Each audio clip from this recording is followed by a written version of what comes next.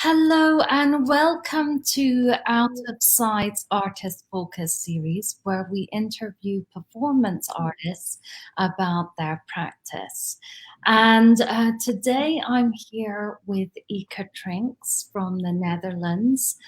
And we're facing a very difficult time globally during the pandemic, as it raises what's the situation like in the Netherlands at this moment?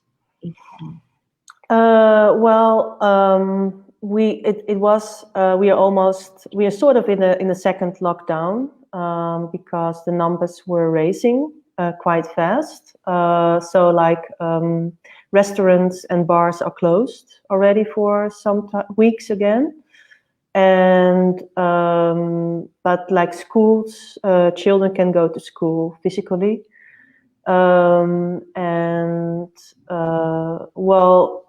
it's getting better again now. So the numbers are going down again, but it will be until January that restaurants and bars will be closed.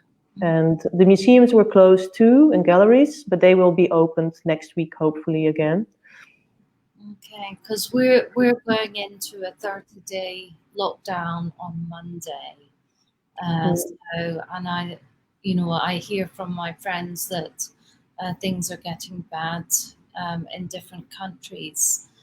But to interview, I just want to give an introduction to Ieke and her work. So Ieke Trinks performs work that often includes the contribution of others in the creation of the performance. Unscripted play at Hardesty Arts Center, Tulsa, Oklahoma, USA in 2014, for example, was a collaborative residency with the US artist Sarah McKemie, in which the artists initiated improvisational work with high school students, clients from a center for physical challenges and residents of a home for the elderly. This piece was designed to invite participation from strangers in public spaces. Also includes call for participants, performed as part of the Playful Arts Festival at Bosch in 2014, and meetings performed as part of Out of Sight in 2013, both in collaboration with the US artist Bernard Roddy. Trinks has also worked in the same spirit alone in value products. For example, she has selected discarded items on the streets, has named them and asked the public to value them. And she approaches then the packages and labels, each in order to offer it for sale at market during events. Markets for this performance, the value products, has provided on the occasion of Anders Sein Alte Post Neuss in Germany. It has been presented at Outside Inside Spectacle Island in Boston in 2016, and Whose Museum in Krets Gallery, Malmö in 2019. Since 2015, Trinks creates works that explore the relation between performance and documentation. Performance Monologues is one of these projects and can be compared to a template for the creation of an oral encyclopedia. And just a little anecdote, when she first submitted a proposal for Out of Sight in 2013, and the jury panel was sitting around and discussing this proposal, one of the other jury members, Trisha Van Eck, asked me, well, Carron, which encounter shall we choose? because in the meetings that Ieke and Bernard had submitted to Out of Sight, there were 7 encounters, and these included actions like walking backwards and gathering groups that congregated at different sites in the neighborhood and then intersected in an alleyway in the neighborhood. There was an exchange of a box being exchanged on a bus. And there was another one where one of the participants was invited to paint somebody sitting in the cafe on the cafe window. And so as we were reviewing these 7 encounters, or as I was reviewing them, I was like, we need to do all of them. I couldn't, I thought it would be super cool to do all 7 happening simultaneously. And there is, we shared a link of that in the event for this artist focus talk today. So you can review that, and it's also on the website under Ieke Trinks in 2013. And I'll pop a little post into the chat there. Welcome to the Artist Focus today, and I'm going to start by showing 2 performance works by Ieke. The first is called Call for Participation, that grew out of the meetings that was performed in 2013. And the second piece is a more recent piece that she's been doing that I just shared with, called Performance Monologues. So I'm just going to transition here.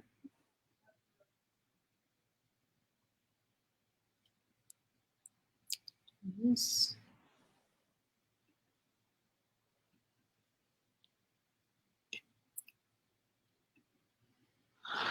But then I also doubting, is it really necessary to have the signs? I think it's just visual I'm attracted to, that it makes it something important, that the signs are there, that it's serious, that I put effort, and the people who want to do the backwards walk, they also feel supported by the signs. And even people who are not attending, they can figure out through the signs a bit what's going on if there's no backward walker. But on the other hand, also, I think it's nice to see if you pass by and you see all the posters hanging there, like in a long row. So you see a route. So people are agreeing in general to allow you to post on the side of their shop. Yeah, they mostly agree, but of course it's a lot of work, and this is just I think now. What's the work? Talking with them, explaining, just continuously repeating, and also listening to and looking at the face expression, and then you have to understand what they understand out of it. You have to win their interest. I will not ever, I will never again hand out a card to somebody in public. These cards, which you have just dropped. Never again in my life will I hand a card to somebody. Why not? I'm also doing it. It's absolutely brutal. I'm also doing it. It's absolutely brutal. It happened something terrible. Why? What? How do people respond? Very sympathetic looking family, very colorful and artistic. A young mother, young father, 2 kids on bicycles preparing to leave. I say, we're doing a performance. Before I even say the second word, she says, no thanks. And it's just brutal. It's not an asshole, it's not a banker, it's not an idiot. It's somebody who I would think would be generous with me I will never again hand out another one of these things. I will never stand in front of somebody and say, you know,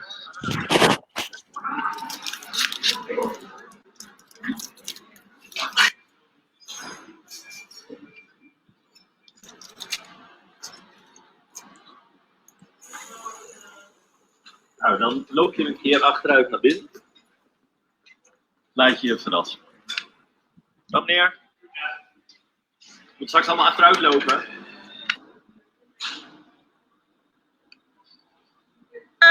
Welkom bij de wandeling.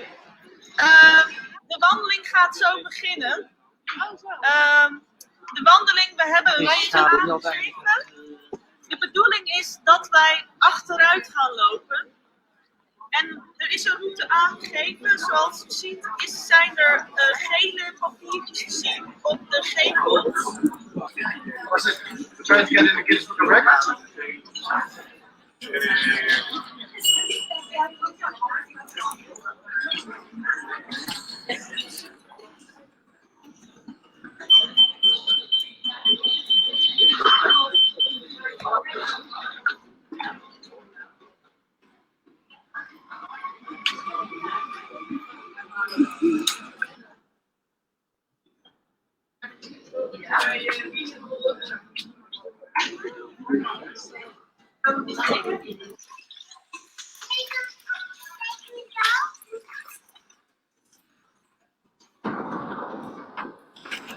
Oh, pardon.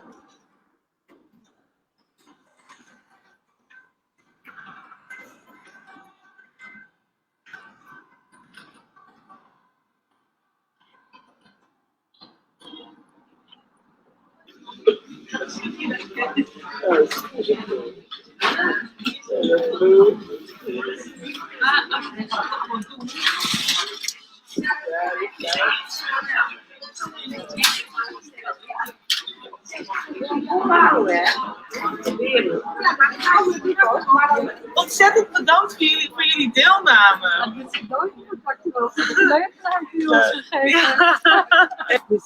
Misschien mag ik doorgaan met een لا عربت میگم چیه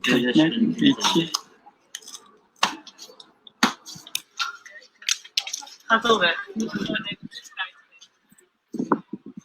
Nou, het hele idee is, ik ben dus al een week bezig aan het rondfietsen in de stad hier en mensen aan het vragen of ze interesse hebben om mee te doen met iets. En mensen zeggen dan vaak dat ze geen tijd hebben, of dat ze het niks vinden, of dat ze er is geen duidelijk doel, dus waarom zou ik het dan doen? En dus ik dacht, ik ga het aan jullie voorleggen en ik wil graag van jullie horen wat jullie daarvan vinden. Want ik ben dus voor vandaag ben ik op zoek naar iemand, een taartsnijder. En wat? Een taartsnijder. Een bakker. Een bakker. Ja. Oh. Dat is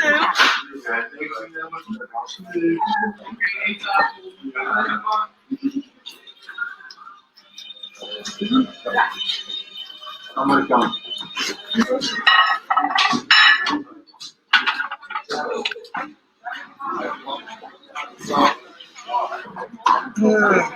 Taart komt erop te staan.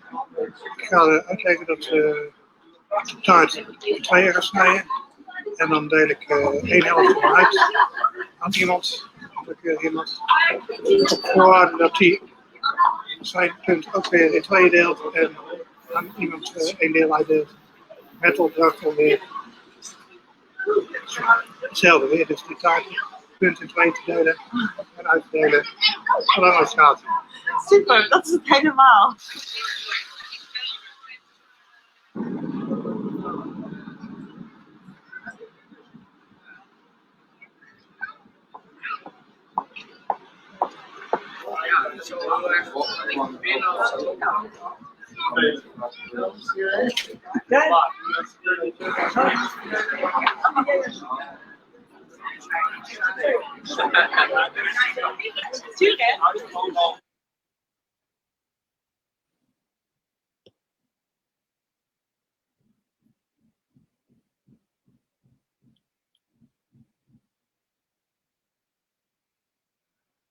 In the next fragment, we are in a hair salon in Malmö. I recite Irina Danilova's monologue, The Meaning of Life, which is about her lifetime performance beginning in 1984 in Kharkov, Ukraine. Each leap year she shaves off all her hair as a symbolic act that stands for the changes in her life. And we came to a very exciting time to Moscow.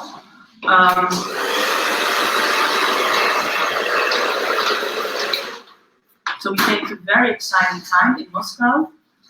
I couldn't organize anything. So it became a self-performance at home in front of the mirror. My husband was very unhappy. I asked him if he wanted to cut my hair. He didn't want to. So I cut my hair myself while my kids were asleep.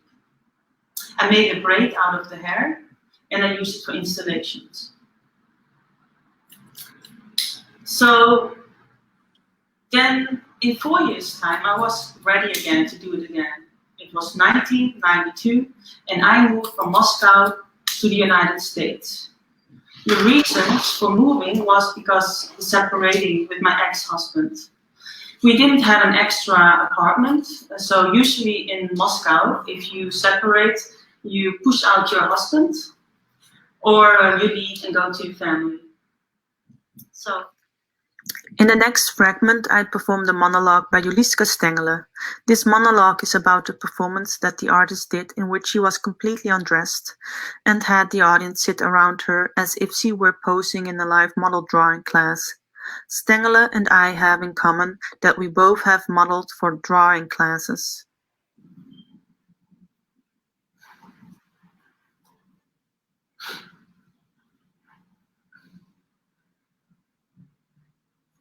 So, when I had explained everything and people made themselves comfortable, I put the red lipstick on my lips and I start kissing myself like this. Bing.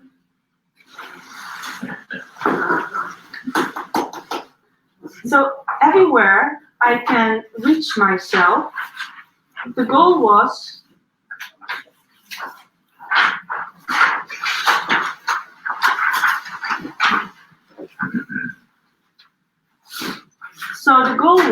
to leave kiss prints, marks on every centimeter of my body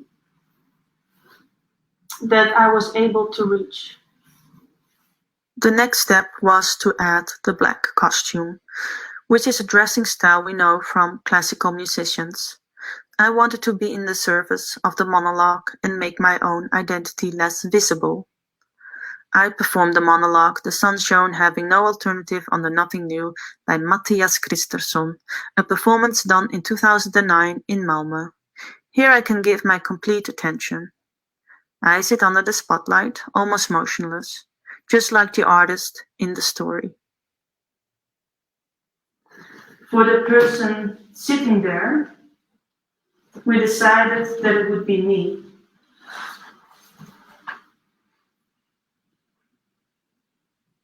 We created a very, very dead environment. It was very silent, very still. No movement going on at all.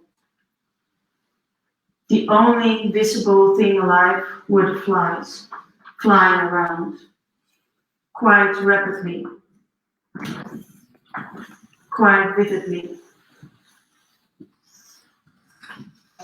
which was in a way the symbol of death or decay, maybe. And then I was thinking about this person sitting there, like the bookshelves. This person was not a person anymore, because this person didn't have the criteria of being a person. But it was still a person.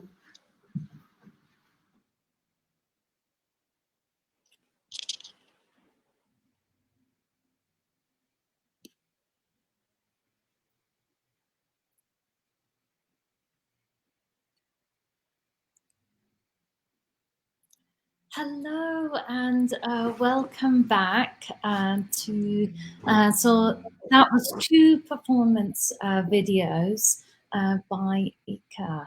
And so it is with great pleasure that I am speaking with you here today. And Ieke is tuning in from the Netherlands, and I'm here in Chicago, USA. So the first question I want to, or first thing that I would like to ask you, Ieke, is can you describe the last live performance that you saw or attended? Yes, I can. It was on my birthday, the 10th of October. It was in my neighborhood, in a thrift store. And actually, I also organized it. I do a series of happenings in thrift stores, in different thrift stores here in my neighborhood. And this one, I invited a theater music group called Fox. And they have made a beautiful piece in which they use many different objects that you can find in thrift stores. And they have a cupboard kind of furniture piece. And it's almost like, how do you call it, a dollhouse. Everything takes place in there. All doors are opening and closing. And there is a lute player. I don't know if lute is the right word, with the strings. And there is a classical singer. And then there's also a puppeteer.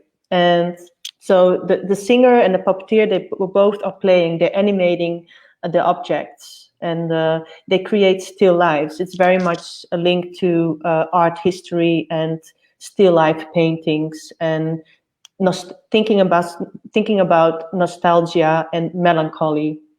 And yes, so that's what I saw, actually. The last one live, not on the screen. Indeed, you know, it makes me think about Morandi paintings in a way. Mm-hmm.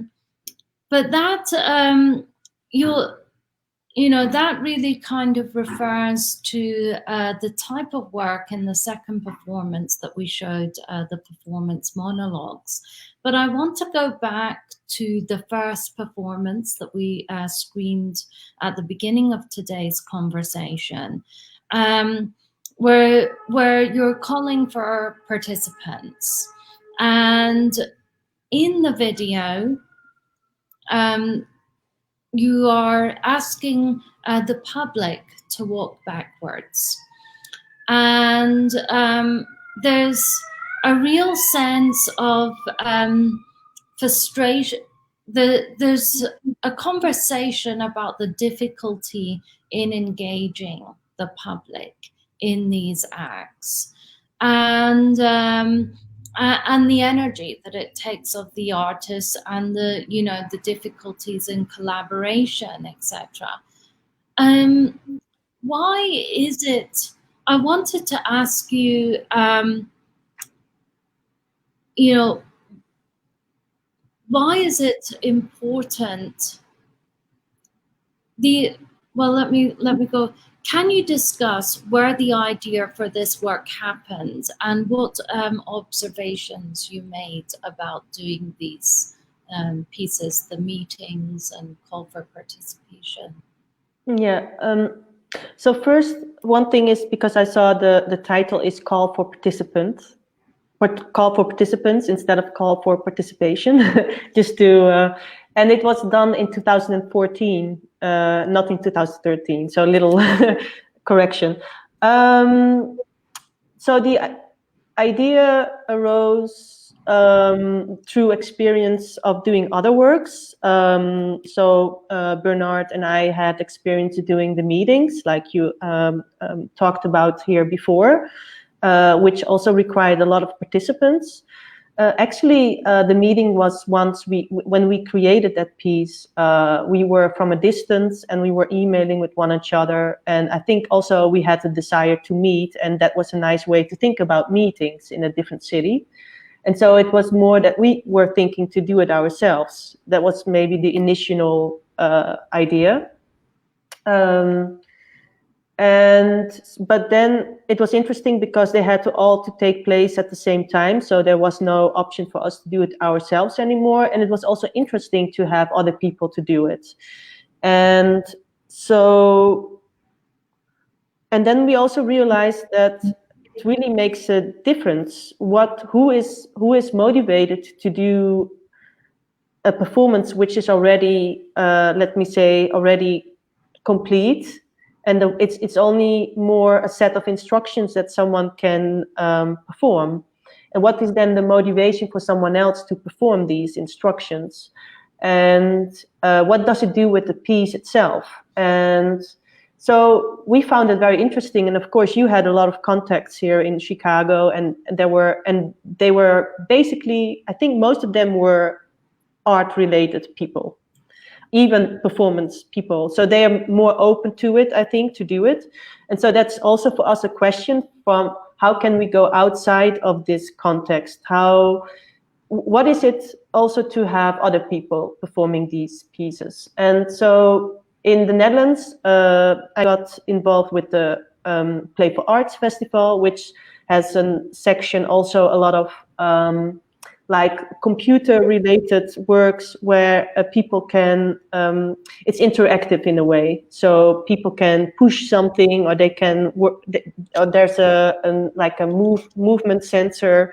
In that way, it's also seen as a sort of participation, which for me it can be an interesting participation, but for me participation means something very different. It's a conversation, and it's also like is participation, is it one way direction, or is participation an exchange? And so when I had the chance to come up with an idea for this festival, and I also invited Bernard to that we could work on this together. So we, from this experience, from the meetings, and also thinking about maybe also for myself, like the critique on social engaged projects is sometimes that it's one way direction. An artist is flow and fly to a place and is there for a period of time and comes up with an art project, and people get involved, the locals, and then leaves again, and that's it. That's the very, the extreme direction that it might not be so successful. It depends.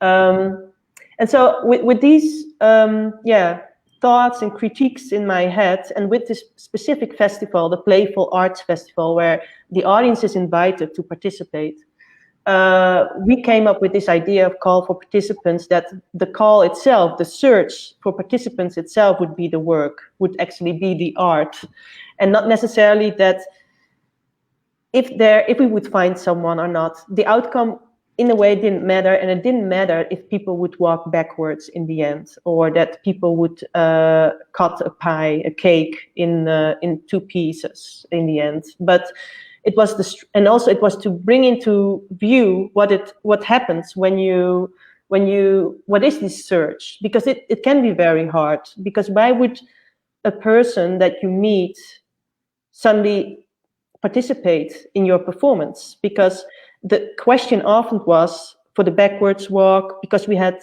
4 or 5 different performances, and we also specifically selected them in the way that it was even harder to have people participate, because people always wanted to hear if there was a specific goal, because otherwise there's no reason for doing it. There was, for example, also the place occupier for 1 hour standing on the train station's platform, and there was always these responses of people, replies like, why would you stand there? If there would be a reason, I would do it, but I need to hear a reason from you.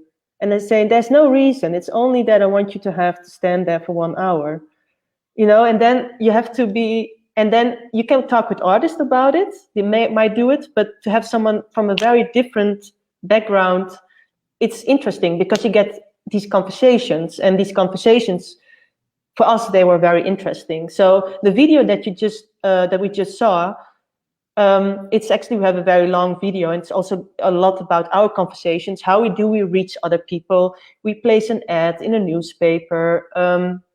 We hand out these cards like you saw. And it's interesting because when you do these things, and like Bernard, he was really fed up with it.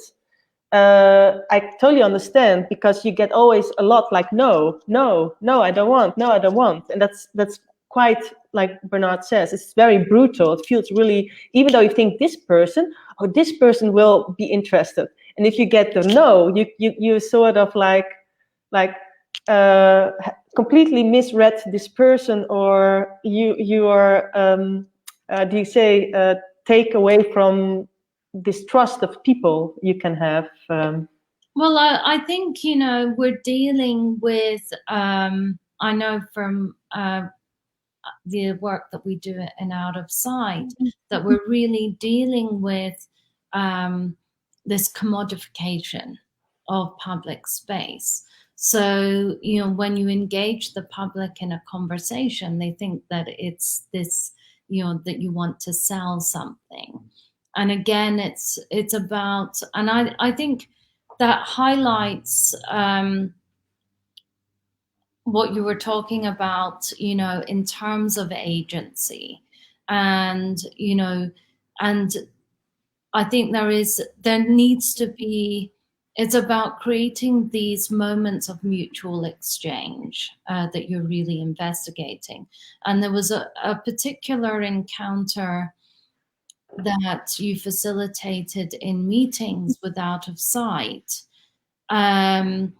where you asked two people who were called A to go and find two other people to meet who were B, if we could think of them as B, who had to go meet in a designated area. So those were members of the public. And again, it's really about reaching these diverse audiences, which we're committed to in Out of Sight. And and I think that's what's interesting about your work. And let me just read this paragraph from Bernard Roddy's pamphlet. You created this lovely little chapbook about the call for participants. Yeah. And it goes, as we removed the signs from the walls, Habib asked me how I thought about the performance. Was it what my idea of it was? I told him it was the beauty of a subtle movement against the dominant current. I compared it to the introduction of a new musical element from Saudi Arabia during a Beethoven symphony. I compared it to the sound of a foreign tongue and its poetry in the midst of a normative language such as English. And so it's, it is about this introducing these elements of difference into the dominant current. It is about, inviting the public to engage in an action that is, like walking backwards. It's something that is completely out of the ordinary.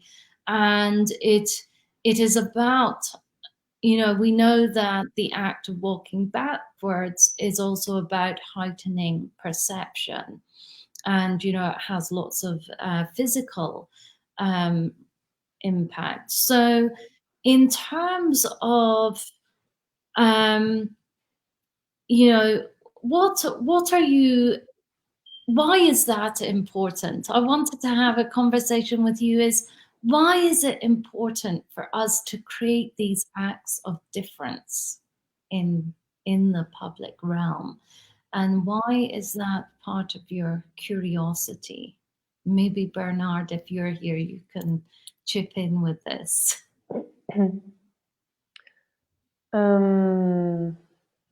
Why is it important? Why is it important to invite somebody to stand still on a train station platform?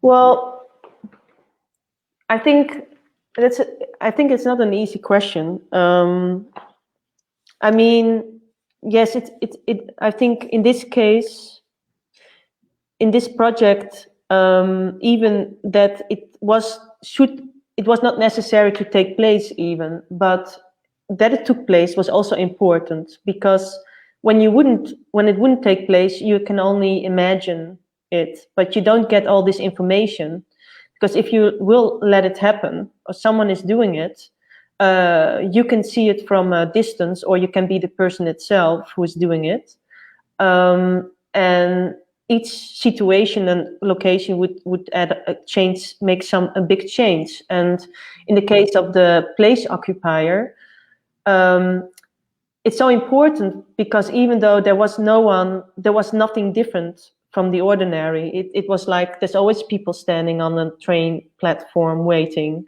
But of course we knew it, and it becomes strange because if you would observe this person for a longer time, you see trains coming, stopping, and leaving, and the rest is changing around this person, but this person is sort of remains in that place. So it reminds me of I'm a big fan of Charles Ray's disc. You know, the section of wall that moves around in a circle and is installed in exhibitions. It is these invisible actions, and we've talked a lot about that in reference to Martine's work as well.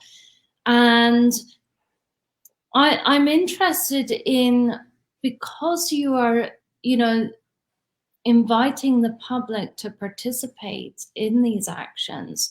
There is, we talk about emotional intelligence and how emotional intelligence heightens perception and also increases empathy. And I think, that is, when I think a lot about the importance of placing these acts of difference in public space, because it is really about broadening perception, heightening perception, and presenting. Louis Kahn, the architect, talks about, a child can have an epiphany if they see something out of the ordinary in a city. And this is the vital aspect of placing these situations. But it is also about, thinking about value systems. You were talking about how, you randomly invite this one person on the street to share cake with the public, and he becomes... Well, there's a whole... Yeah, it's not randomly, because that's something that you cannot see in this video. Okay. I think we were looking for the, let's say, materials for the pie cutting piece. So we went to a store for used materials. We didn't find the things that we were looking for, so we stepped outside of the store, and then there was this man standing, and we asked him, because we were in a different city than our own, if he knew another thrift store. And then he explained us where the thrift store was.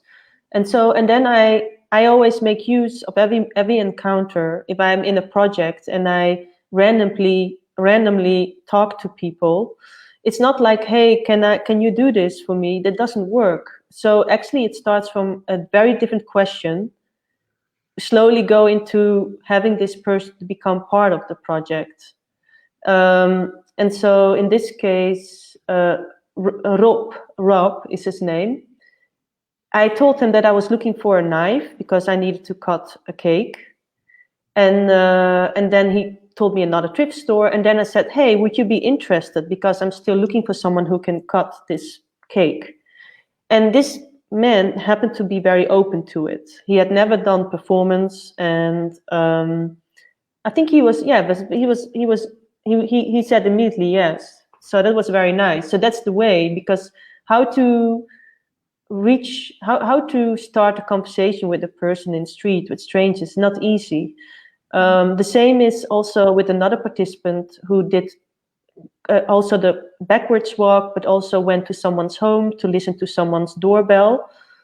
This person also I met while we were working on the project in the city. Like we had to go to a copy store to print out our leaflets to give to people, and I was waiting in line to pay, and he was standing there too. And then I started to be in conversation. I was asking to him what kind of paper he was holding, because I couldn't read it. It was from Iranian, and he happened to print newspapers to give it to people. And he's from Iran, and so he was very much into activism, and so that's how you meet the people. It's like while you are moving around in a city, and yeah.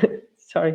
Well, it's interesting because in my own work, I tend to arrange these public events where I share the previous work in order so people understand the process, and then they're fully invested and have full agency in participating in the project. And so, you know, I think we are this you know, these hierarchies of thinking about how we engage socially, you know, in public space, you know, and how it does become these acts of mutual trust as well. And I think that is built over time, you know, and I'm interested in the longevity of these connections, I think, as well. And it is hard when you are working internationally. And I was particularly, you talked about the Bell Project. I have a great love of the Bell Project, where you invited you sent postcards from the Netherlands to Chicago residents and asked if you could turn up on a specific date and time to record their doorbell. And I talked about this in the event that, you know, these people in Holstead, and this is a testament to Chicagoans, you know, they organized a bell party for you, which I thought was really quite fabulous. I want to open it up to the audience for questions. So if you have a question for Ieke Trinks, please type it in the chat.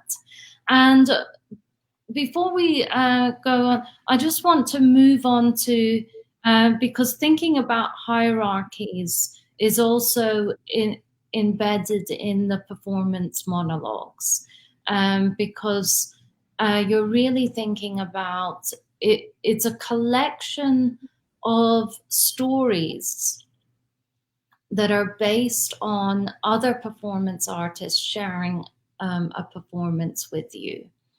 And you're recreating it in their voice and in their physicality, in their movement. You're really kind of appropriating the body and the vocality of somebody else. Can you talk about how you went about, because I know it was quite challenging performatively for you to develop this project. How did you go about doing that as a performance? Just a quick go back to the, you call it Bell project, the rings. It's actually also a collaboration with Bernard, but just to, but yeah, about the performance monologues. I'm not, actually my intention is not necessarily to embody the artist physically, or I mean, not in the sense like in a theatrical sense that I try to look or be the other one, but I do make the spoken text that they share with me my own, as if they are my own words. But I still am me. But yeah, that started. What was your question? How it? Well, I know that you've spoken about how you know, just performatively, you know, how difficult it was to memorize, because the vocabulary of the text is appropriating the way in which somebody else speaks. In a way, I did. You know, it gradually developed, that project. In the first place, I started to make audio recordings. Like I also visited you in your studio. I remember, with the train in the back. It was quite nice experience. But yes, first, and I did not know what I was going to do with it. I first wanted to record an artist speaking about their performance from their memory. And also because this is what we have to do often. It's like the performance is done. It's not there anymore. We cannot put it on a pedestal. We don't hang it on the wall. It's of course we can do different types of documentation, which is also very exciting. And so I think there's a lot about talking about performance, remembering and share your memory of a performance. And I also find it for myself sometimes very difficult to describe my own performance to other people when they ask me this, while you just performed it and you weren't. It was never, my intention was never to that this work would be made out of words. You know, it was made out of actions. So it's also a big struggle, and but this struggle I also find exciting, and so I also decided to ask my colleagues to put them in this situation. And so it's also really only speech. It's not like image. So you also have to really, like on radio, you have to really try to speak it in such a way that someone else get the image of it or can make this can imagine it. And in that period, so when I slowly decided to speak these words to others instead of have people listen to it, is also because I'm a performance artist and I like it to keep it alive. And when I start speaking it sort of stays alive, but it stays moving, it stays changed, it will change also. It's in the moment, and there's something that is exchanged in that moment, when then instead of having something on an headphone in a gallery space and people can sit down and listen to that. It might be also interesting, but maybe it happened one day. I don't know. I have all these recordings, like 70 different recordings at the moment. But because it's impossible to speak them all, to learn them by heart, it's very difficult because I'm not trained in this. I'm not. My background is not theater. It's like memorizing words. It's very, very, very hard work, and I want to be very meticulous. I want to really precise. I wanted to say the exact same words, don't make any mistakes. So yeah, that's. When I watch you perform, it's interesting because I'm actually able to realize which artist you're talking about due to the textual quality of how and memorizing my own work, I know it becomes much more fluid when a text is memorized, and it takes on its own life, its own character.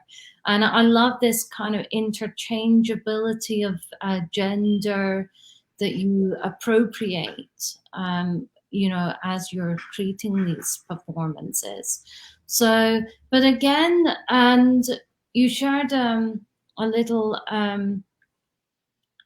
experience that you created an exhibition where there was the name of the person and the title of the performance on the wall of a gallery, and the gallery was open from 2 to 6 or 7 for 5 hours, and you walked around the gallery for the whole 5 hours, and sharing each performer's story, and thinking about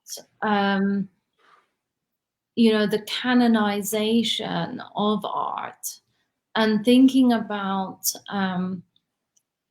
a feminist practice and working as a female artist.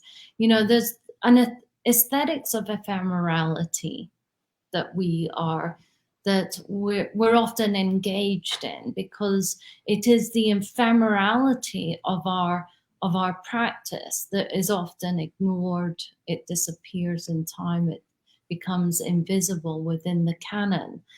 And I'm wondering how how is your feminist consciousness informing this particular work as it evolves in terms of people, place, and context?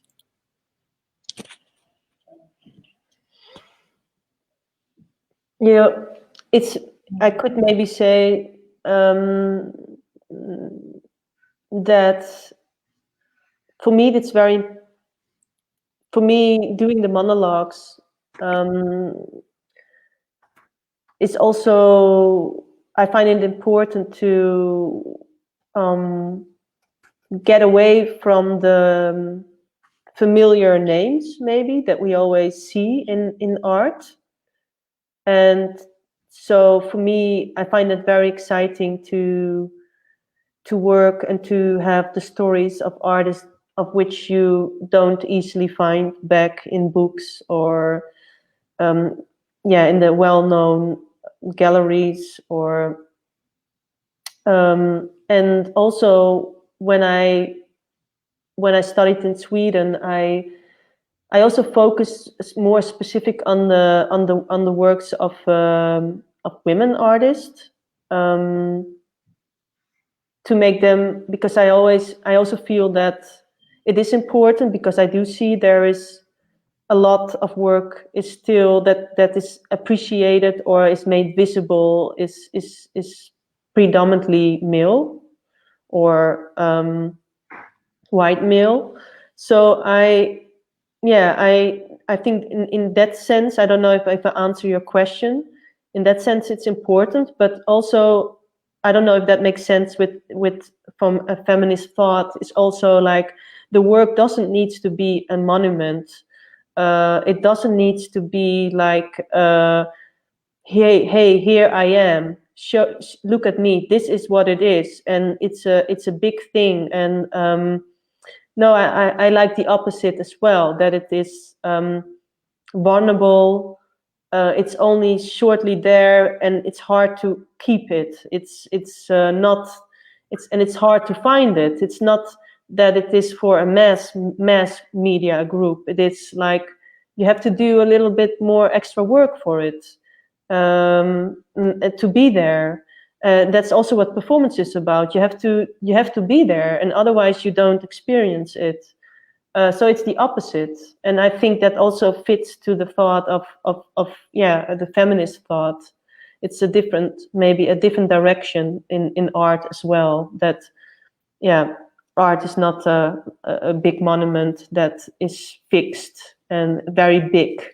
And yes, I think, you know, we've been really talking about that in you know, especially in the conversation with Martine a couple of weeks ago as well, you know, talking about how the encounter, which your work really, you know, is the antithesis of the egotistical, you know, spectacle, godlike, you know, because you're placing people and everyday situations, you know, you're giving them value. And, you know, you have another amazing ecological project called Value Projects, which, you know, is more of an art project, also could be considered a performance project, and is very much, you know, investigating these ideas of value. And you talk about the importance of live. You know, I think we're living in a time when we've been forced to move to the digital and, you know, form community online. Can you share? I know that you have very specific ideas about the importance of aliveness and the value of that. Can you share why that is important to you? Just one thing that I wanted to add to what we talked before is also that, sorry that I do this, but I think also what is important in the thought of maybe feminist thought is also that it's the authorship, that you don't, that maybe a work is not someone's work. It's I think works and ideas go from one person to the others, and we all work on it. I think you cannot own it, and the ownership I find this thought, and that's something that I also I encounter in Monologues project when I ask other artists to share the memory of a performance, and that they give it sort of to me, and that I can do something with it. So, but that's just still what I think it's also for me a very important aspect of it. But about the liveness important. Why is it important? I don't know if I can easily answer that. Actually, I know it's very important. I mean, because when we started with this series in May, I think it started doing performances on screen online. I mean, that's also in a way live, but it's still different because the audience or people are far away. They're not directly in your space. I think I don't know if I can really explain it. I think it's very important for our being a human. I think it goes back to this idea of emotional intelligence and building empathy and being in the body. It's so, when you're in a room with other people and you know, your mind is being uplifted by embodied sensations in conjunction with ideas, it informs our, you know, our beings in a multiplicity of ways. And I think we have a question from Martine in the chat for you. She says, "Hi Ieke, thank you for your work and this talk. I see your work from the encounters in public space from these monologues as continuous." And I think that is a really good point. Are you working in this way, or do you tend to see each work different? And I think, you know, it is about this evolution of practice. Mm-hmm. Yes, no, I think you're right, Martine. Hi, nice that you're watching. There's of course these work all are having connections with one another. I do think, and there's always thoughts coming up in a work when you continue with the next work that brings you to another work. But there's maybe also ways of doing, and I think in the Monologues project is also reaching out to other people. And in this sense, it's the group of artists that I reach out, my colleagues or colleagues of colleagues in this sense. And in the meetings or in the call for participants, it's looking for non-artists, let's say, the group that I try to reach. So that's form I see also as a continuous thing. There's always involvement in some way, always some sort of getting something from someone else or an exchange. So I just want to finish today's artist focus with Ieke Trinks by summarizing the conversation that we had today.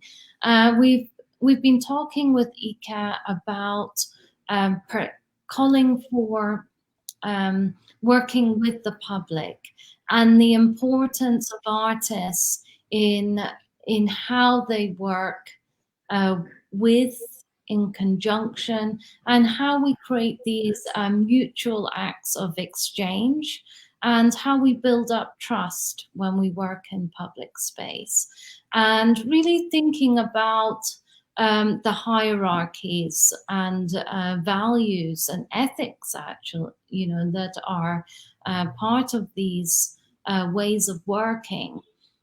And then the magic of being open to participating in these projects and what that can bring. We also talked about how her feminist consciousness and this sense of hierarchy in terms of practice and ways of working, and reaching out to women artists to document their work, and this process of telling a story of performance. I think that was very fascinating, and how we actually retell. And this is all part of that process of documentation, and how oral stories live on, but they are ephemeral. And this distinction of the encounter versus the spectacle that we have been is an ongoing conversation in our work. Please, the next week we have, I'm excited to be in conversation with Hardesty Tuzi, who is based in Miami. And I also would like you to consider subscribing to Out of Sight and supporting our performances. We're trying to raise funds to support performances and public engagement, like Ieke was talking about, next year, so we can really think about well-being as we move out of the pandemic next year. And yes, I want to thank you all for joining us today, and looking forward to our last artist focus for the season with Hardesty next Saturday at 11:15. So thank you all again, and have a wonderful week.